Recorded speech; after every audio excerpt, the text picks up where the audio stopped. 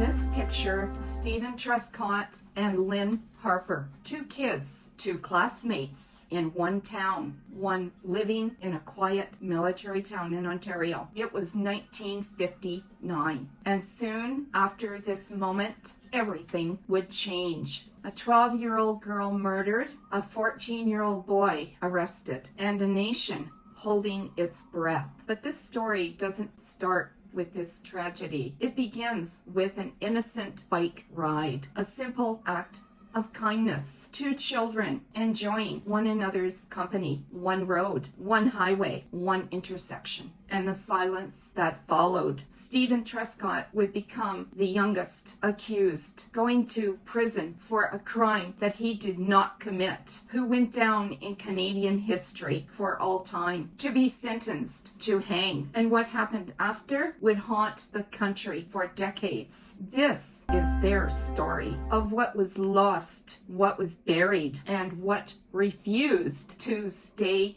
silent. This is Echoes of Truth.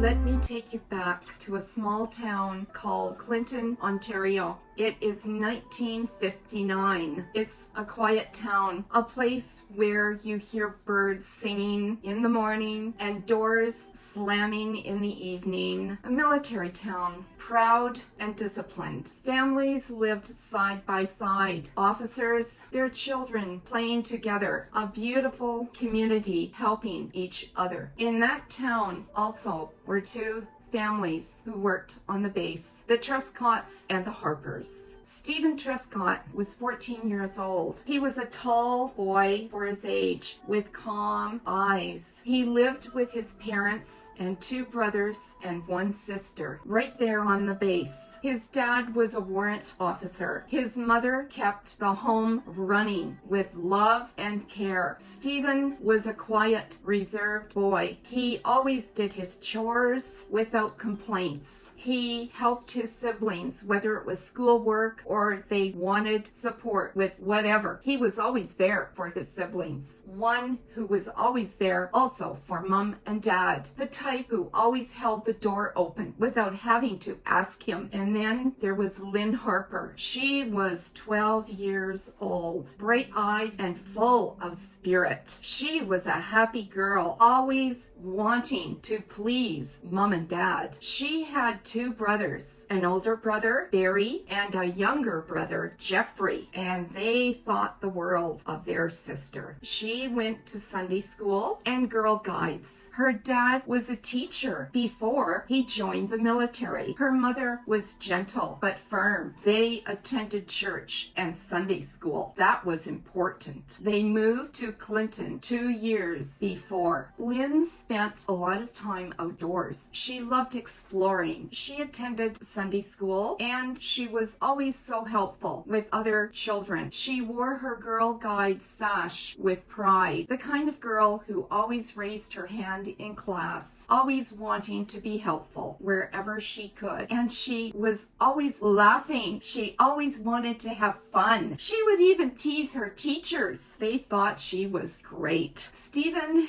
and Lynne weren't best friends, but they knew each other. So she asked Stephen for a ride on his bike after school. And of course, Stephen said, yes, sure, let's go. Where do you want to go? I want to go to the county road. Take me up to the highway. Oh, okay, that's not far. It was a warm day. So as he pedaled along, they both talked about things in school and what their dreams were. The kind of things that kids talk about, right? We remember that. We remember those days. Just normal kids wanting to have fun. Lynne sat sat on the crossbar, and as they pedaled down the highway, it was a hot afternoon. They headed towards the highway, and Stephen asked her once again, "Are you sure you want me to just stop here?" "Oh yes, Stephen, I'm okay. Yeah, just drop me off here." And that was the last time we saw Lynne Harper alive. Stephen spoke later to the authorities and told them, "That's all I did. I just gave her a ride on my bike from town to the county road up to the highway, and I let her off at that intersection. That's all I did." That was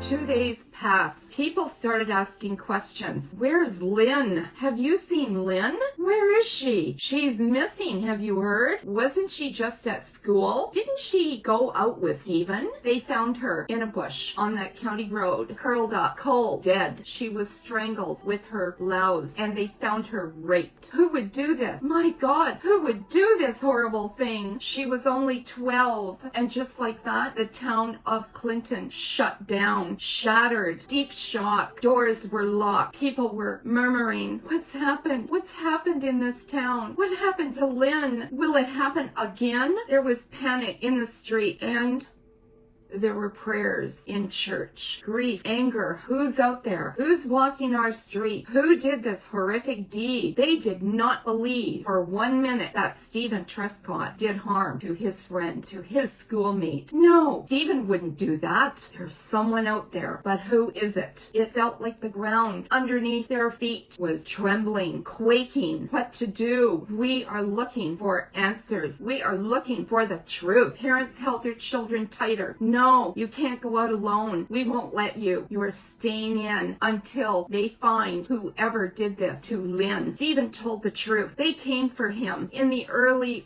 evening. They wouldn't even allow him to finish his dinner, his meal. His parents were devastated. "What? You're taking him? Why? He's done no wrong. All he did was give her a ride on his bicycle." "I'm sorry, Mrs. Truscott. He must come with us. He's under arrest." "But he's only 14. He was the last one to be with her while she was alive." "I only gave her a ride," Stephen said. "That's all I did. I gave her a ride down the county road to the intersection on the highway. That's it. That's all I did." But they didn't believe him. Maybe they really didn't want to. They needed a villain more than a witness. There was pressure. "Find out who killed Lynne. We're waiting. We need the killer. Find him." And so they did. They chose Stephen. So just a few days later, they arrested him, and they took him to Godrich jail and locked him up. 14 years old, and suddenly his life is put on hold. For how long? Who knows? He was no longer a boy. He was a man. He was their answer. He was chosen as a sacrifice.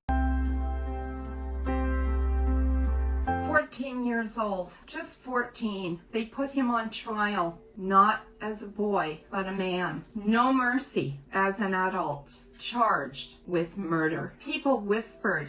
Papers were rustling around. People were murmuring in the court. Then you could hear a pin drop. Poor Stephen. He must be so frightened. What to do? How to help him? Not out of curiosity, but out of fear. They wanted this case wrapped up tight. They wanted all bases covered. They chose not to listen to Stephen's account, only adding what they wanted. Shameful. The truth was never the truth. Wanting the monster to be caught and punished. And so Stephen was that monster. There was no physical evidence, no witnesses, no fingerprints, no motive.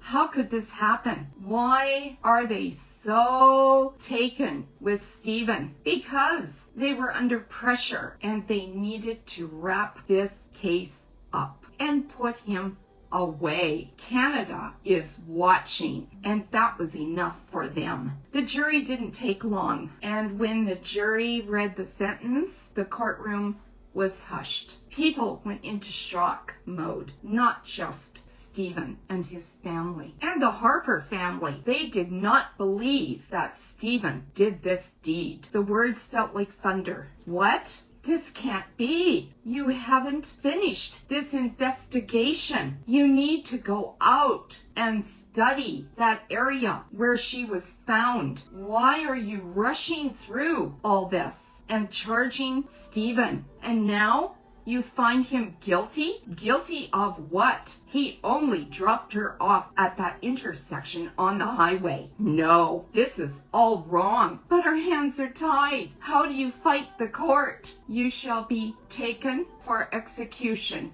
How could they? You shall be hanged by your neck until you are dead. This is just a child. Sentenced to die? This is criminal. We don't live in the deep south. This is Canada. How could they? But they did. And so we accepted what was to take place, and Stephen was led out of the courtroom in handcuffs. His parents left in deep shock, along with Lynne Harper's family and everyone else in that courtroom. People couldn't believe it. They went home. They lost their appetites. They went to church and they asked for prayers. They lit candles for not only Lynne, but for Stephen as well. We don't need a child to die. Another child. This is all wrong. But this happened. Letters were written. They poured in by the hundreds. Some even came from around the world. Canada, what's happening there? That doesn't sound right. What's happening with that investigation? It was too short. You need to search other sources. Please open up that case again and look further afield. Please. We need to save that boy. Thousands signed petitions. Writers, teachers, ministers, police officers from across Canada even, lawyers, very unhappy with this outcome. Please open up this case. This needs more investigation. Celebrities even begged for mercy. Please, please. Stephen did not do that deed. There is someone out there walking around. Who's going to be next? Whose daughter is going to leave next? This blood is on your hands. And eventually, the sentence was changed to life in prison. Not good enough. He doesn't deserve to be anywhere but home, free, to go back to school, to live his life. Shame on them. Shame on the justice system. Shame on the government. Clinton will never be the same again. The damage was done. He wasn't just a boy anymore. He was a broken spirit, and he never gave up. He kept fighting for his freedom, but he was also the boy they wanted to hang and weren't allowed to. That's why they changed it to life in prison. Stephen served 10 years behind bars. 10 cold years in those cold walls. Metal doors clanging, cold floors, not enough warmth, not enough blankets, and strangers calling him murderer. Killer, baby killer. He was still a teenager when they locked him up and threw away the key. But he kept on fighting quietly, waiting, and always saying his nightly prayers. He was barely a man when they let him out. He was in shock when they released him. He felt scared, where to go, what to do, but he always looked around at people, not wanting to hang his head. He had nothing to hide. I'm innocent of this crime. It's not me. No cameras. No apologies were made, just quietly released into the community and expected to start over. And he told Mom and Dad, oh yes, I'll start over. I haven't lost the fight. I keep fighting for my innocence. I won't go down without a good fight. He tried to build a life, and he did. He met someone very dear, and they both fell in love, and they got married. And she believed in Stephen. She believed in his innocence. Her name, Marlene. She was everything to Stephen. She loved him dearly, and they both began a life together, and they both fought this fight together, and they also had their children. Good for them. Keep fighting, Stephen. Marlene, we support you both. We're behind you all the way. He worked, he provided, but everywhere he went, that shadow followed. It never left.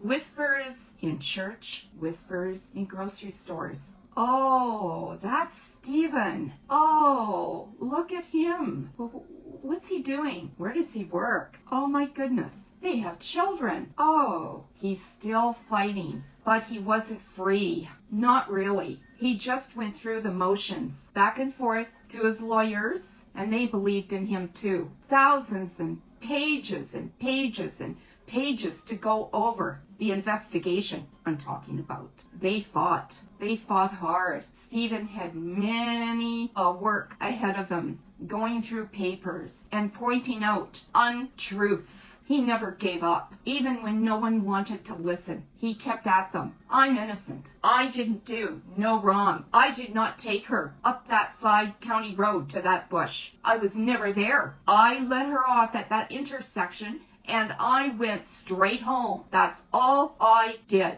Someone picked her up at that intersection because I seen that large white car. Why aren't you looking in to that large white Chrysler? Why? Get looking, because I'm still looking for that white Chrysler that you say did not come along on that highway when I know it did, because I seen it from afar when I was leaving to go home.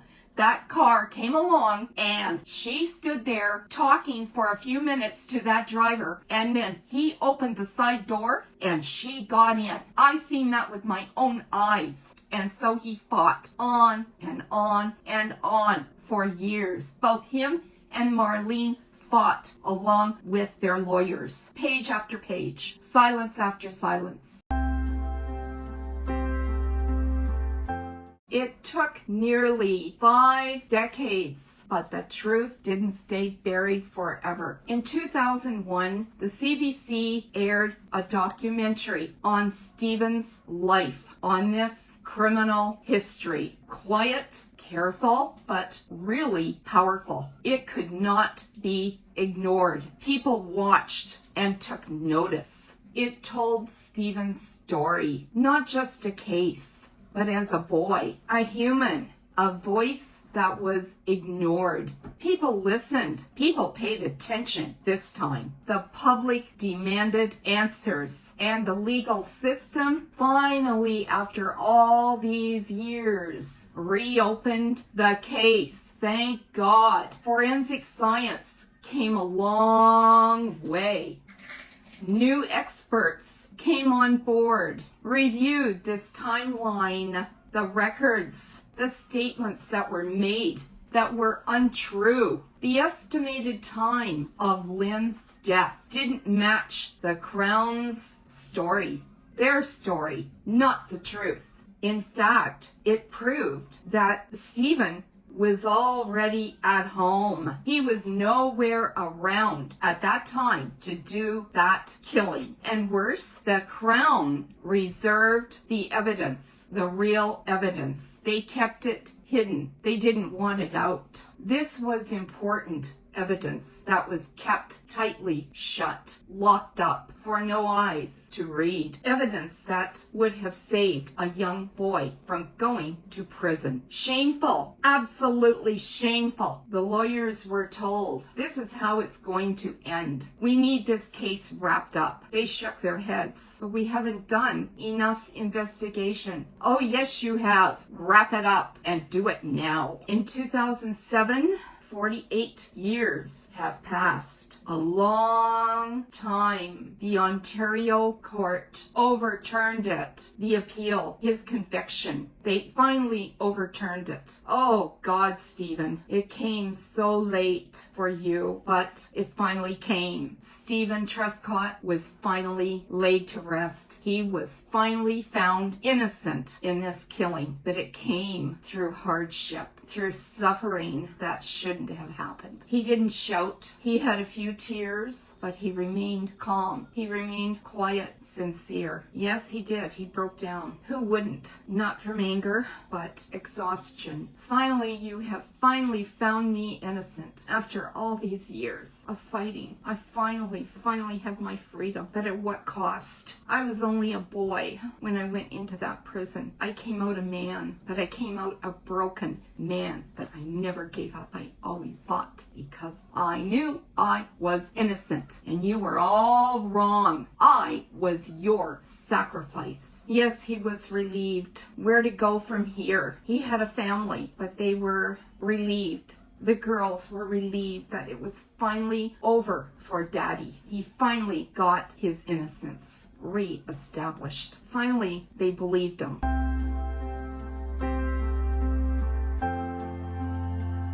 So, once again, what do we learn from this story like this? What do we take from this criminal case of a young boy? That justice should never, ever, ever be rushed. That truth takes time, however long, not to rush. Take your time. And sometimes courage. Courage to soldier forward and tell the truth. Give the evidence that's needed. That no child, however quiet, no matter how scared, should be sacrificed just to calm a frightened town, a scared community that's desperate for answers. You must take that time to investigate all avenues. Stephen Truscott didn't just lose years behind bars. He lost his childhood. He lost his innocence. He lost time with his family and friends. He lost his name, the boy he could have been. He had dreams like the rest of us, but the day they arrested him, those dreams were banished, left behind, smothered, and he didn't lose it because he was guilty. He lost it because people were afraid, because they were desperate to find the killer, really, instead of the killer, a killer. And that was Stephen. Because our system failed not only Stephen and Lynne and families, they failed the community, and most of all, they failed Canada, our country. They needed someone to blame. That's what happened. And they chose Stephen. So here's what we hold on to. To investigators, take your time. Look again. Look deeper. Study all evidence. Look at all avenues. Take your time. Every word matters. To the public, don't confuse silence with guilt. That is not truth. Some children grow up too fast simply because they did not choose to listen. And to every person hearing this, your voice matters. Even if no one wants to listen, keep speaking your truth. It matters. Don't give up. Stephen never stopped speaking his truth. And finally, the world listened.